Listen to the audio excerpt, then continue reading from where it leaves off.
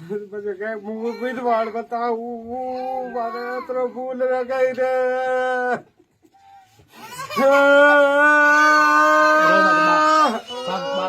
मैं बोल भी सकिया मैंने भूल गाले गया बना रे। दोस्तों, ऊपर वाला जिसके साथ बुरा करना चाहे उसको कोई टाल नहीं सकता, क्योंकि हम सब कहते हैं कि भगवान के घर किसी की नहीं चलती। और लगातार हमारे आसपास कुछ ऐसी घटनाएं होती हैं जिसको देख के हर व्यक्ति झकझोर हो जाता है। हर व्यक्ति यही कहता है कि काश इनके साथ ऐसा हादसा नहीं हुआ। हम लोग समय समय पर यही कोशिश करते रहते हैं कि भगवान ने जिनके साथ बहुत बुरा किया हो, बुराई नहीं बहुत बुरा किया हो, उन लोगों ने भगवान का हो सकता है पिछले जन्म में कुछ बिगाड़ा हो, या फिर यूं कहें कि भगवान यही चाहता है कि जो लोग बहुत ही निर्धन, बहुत ही गरीब और उनकी ऐसी परिस्थितियां होती हैं कि उनके साथ इतना बुरा होता है कि हर व्यक्ति उस घटना को सुनते हैं तो उनकी आंखों में आंसू आते हैं।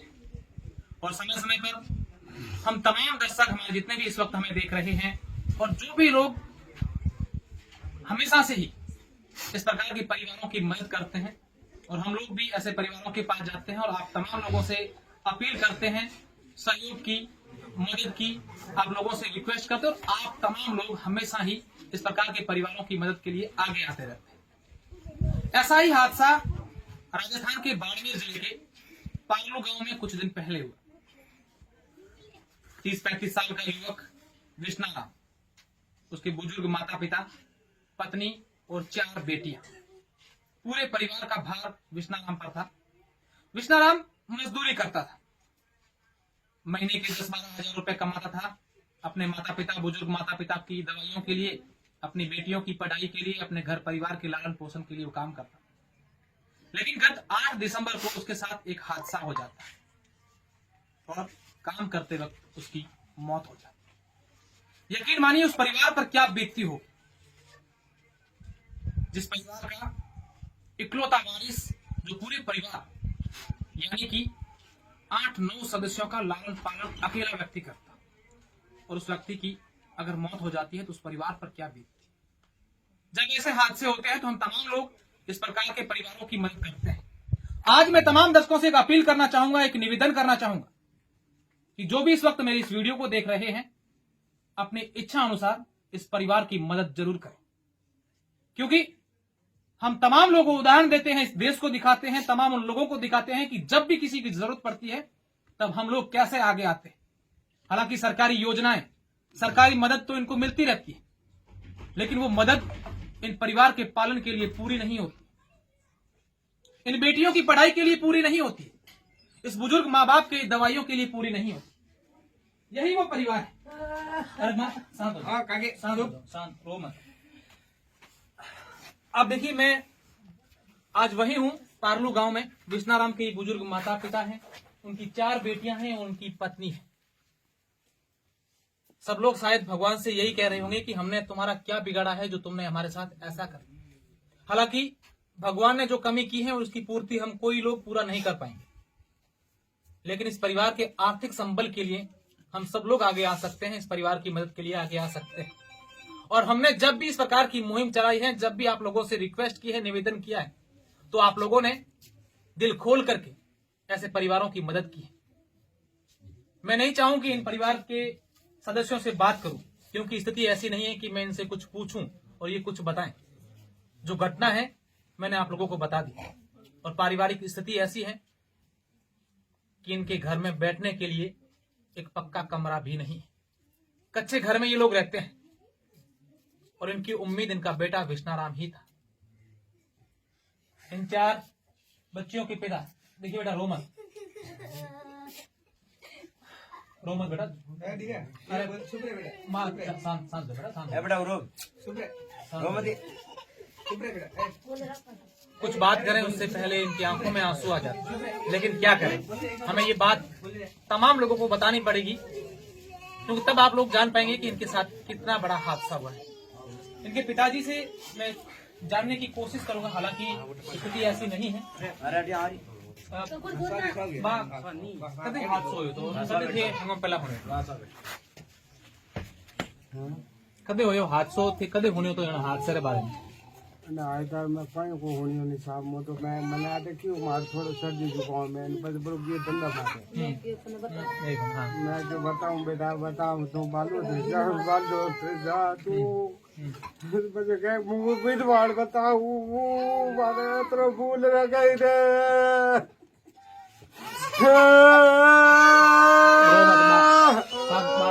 मैं बोल भी सकिया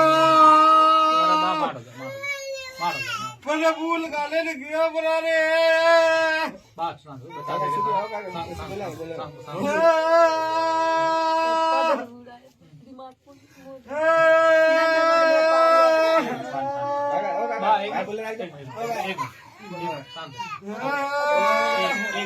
एक बात करो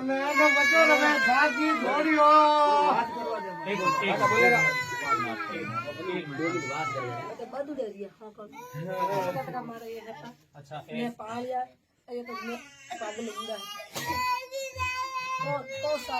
मुँह लेके भरी हूँ घणो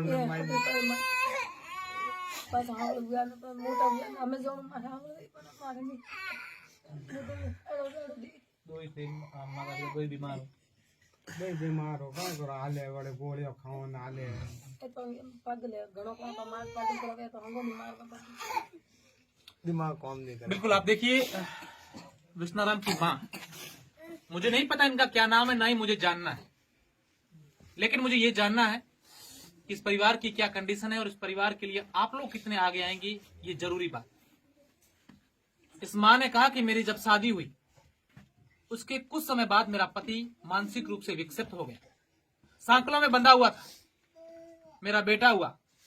तब हमें उम्मीद जगी कि अब हमारा इलाज मेरे पति का इलाज करवाएगा, मेरे बेटे की शादी करवाई, छोटे छोटे बच्चे हुए, तब इन सबको एक उम्मीद जगी थी, लेकिन भगवान ने उस उम्मीद को भी छीन लिया। मैं इससे ज्यादा कुछ और आप लोगों को नहीं बता पाऊंगा, आप सब लोग समझ गए होंगे, लेकिन इतना जरूर कहूंगा कि इंसानियत के नाते इस बुजुर्ग माता पिता को देखते हुए इन 4 छोटी छोटी बच्चियां जो आपकी मोबाइल की स्क्रीन पर आपको नजर आ रही हैं, जिनकी आंखों में आंसू हैं, उनकी पत्नी अपने पति का इंतजार कर रही थी जो कमाने गया था, लेकिन इन तमाम लोगों के लिए आप लोग मदद के लिए आगे आए। मैं इनके फोन पे नंबर आप लोगों को बताऊंगा। मेरे एक साथी हैं गौतम जी और राजेश जी, जो समदड़ी क्षेत्र से ही हैं। उन्होंने मुझे फोन किया और बताया कि अशोक जी इस प्रकार की घटना हुई है और इन परिवार की मदद के लिए हम लोग, समाज के लोग, रिश्तेदार, गांव के लोग, सब लोग मदद कर ही रहे हैं, लेकिन हम लोग चाहते हैं कि इस परिवार की मदद के लिए और लोग भी आगे आए। गौतम जी ने जब मुझे फोन किया, आज मैं यहाँ पारलू पहुंचा और यहाँ परिवार से मिला, तो वाकई में बहुत ही मुझे दुख हुआ, लेकिन मैं मेरी भावनाओं को कंट्रोल करते हुए आप लोगों तक बात पहुंचाने की। गौतम जी, कब आपको ये सब मालूम चला था और उसके बाद से किस प्रकार की लोगों ने मुहिम चलाई इसमें उनकी मदद के लिए? ये घटना लगभग 3 दिन पहले हुई थी। मेरे पास फोन आया था हमारे समाज के लोगों का। तो जैसे ही फोन आया, मैं जैसे ही घटना सुनी, मैं अफसोस हुआ कि ये कैसे हो सकता है। फिर घटना के बाद समाज वालों ने कुछ बोला कि ऐसी कोई मुहिम चलाओ कि इनका परिवार का गुजारा हो सके, कुछ समाज निबंध आगे आए। तो जितने भी समाज के लोग थे उनको मैंने बोला और एक छोटा सा संदेश और मुहिम के तौर पर मैंने चलाई। समाज के सभी लोग आगे आए, लेकिन जितनी राशि होनी चाहिए तो उतनी हुई नहीं है अभी तक। हम लोग आशा करते हैं सभी से कि आप एक गरीब परिवार के लिए आगे आए और इस मुहिम को आगे बढ़ाए, और ताकि इन 4 बच्चे हैं, आप देख लो, कमाने वाला कोई नहीं इस परिवार में। अच्छा गौतम जी, उनके फोन पे नंबर आप बताइए, उनके अकाउंट फोन पे नंबर जो है। उनके फोन पे नंबर है 8955 सॉरी मैं एक बार वापस बोल रहा हूँ, 8955901266। पूर की देवी नाम से है ये फोन पे। बिल्कुल, इनकी पत्नी है पूर की देवी विष्णाराम की। उनके फोन पे नंबर मैं आप लोगों को बता दूं, 8955901266। इनके फोन पे नंबर है, मैं डिस्क्रिप्शन में डालूंगा, पूर की देवी नाम आएगा। और मेरे सहयोगी उम्मीद से कहूंगा कि वो कैमरा नजदीक लेकर आए, उनके अकाउंट नंबर, IFSC कोड, ये सारी की सारी चीजें भी यहाँ से बता दें आप लोगों को। ये आप देख सकते हैं कि इनके अकाउंट नंबर हैं, IFSC कोड है, फोन पे नंबर है। और तमाम लोग इनके मदद के लिए आगे आए। ये विष्णाराम और ये इनके विष्णाराम के ताऊ जी और परिवार के सदस्य, गांव की महिलाएं, सब लोग हालांकि इस परिवार को संबल देने के लिए, ढांढस बंधाने के लिए इनके पास हैं, लेकिन आप जब लोग आगे आएंगे तब इनके परिवार के लिए थोड़ा बहुत मदद अगर आप लोग करेंगे तो शायद इन बेटियों की पढ़ाई हो पाएगी, इन बेटियों की शादी हो पाएगी, बुजुर्ग माता पिता की सेवा हो पाएगी, इनका इलाज हो पाएगा। और जब ऐसी घटना होती है, जिस तरीके से हम लोग मदद के लिए सदैव आगे रहते हैं, तो उम्मीद करूंगा कि आप लोग दिल खोल करके इस परिवार की मदद करेंगे, ताकि ये बेटियां ये नहीं अपने आप को कोसे कि मेरे पिताजी नहीं है लेकिन हम पढ़ें कैसे। इन माता पिता को ये नहीं लगे कि मेरा बेटा नहीं है, हमारा इलाज कौन करवाएगा। जब भी ऐसे परिवारों को जरूरत पड़ती है तो हम तमाम लोग आगे आते हैं और मदद करते हैं। अभी भी आगे आइए और मदद करिएगा। बहुत बहुत शुक्रिया, धन्यवाद। बोलिए कि मारे पापा है कि मारे वास्ते रोई दिया है, मतलब के मारे वास्ते रोई दिया पापा के ये बच्ची बोली आप रोली जो पढ़ने माटे हमाम कराता छोरी समझे कोनी कोनी पढ़तो नहीं कि मारे वास्ते बोले પછી મેં કે બેટા અલગી જા તો હું માટે બાપ અને મારે પાપા એને હું બેટી એટલે રહી શકું અને વાત કીધી है भगवान को इन्होंने मतलब जितनी भी हमारी संभव जितनी कोशिश है पंचायतों गाँव सब पूरा ग्रामवासी में पूरी विस्तार हमारी पूरा परिवार की पूरी तन मन धनो मदद करो ना।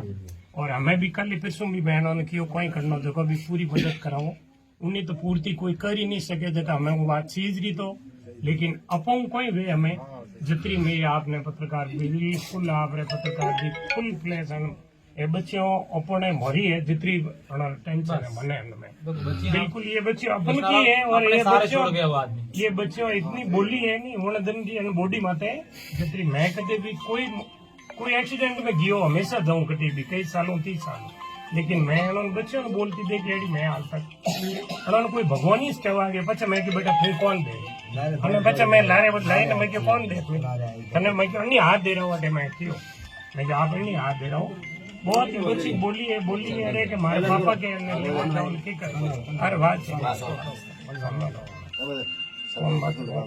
दो तो बहुत आप भी फदा बहुत बहुत धन्यवाद है आप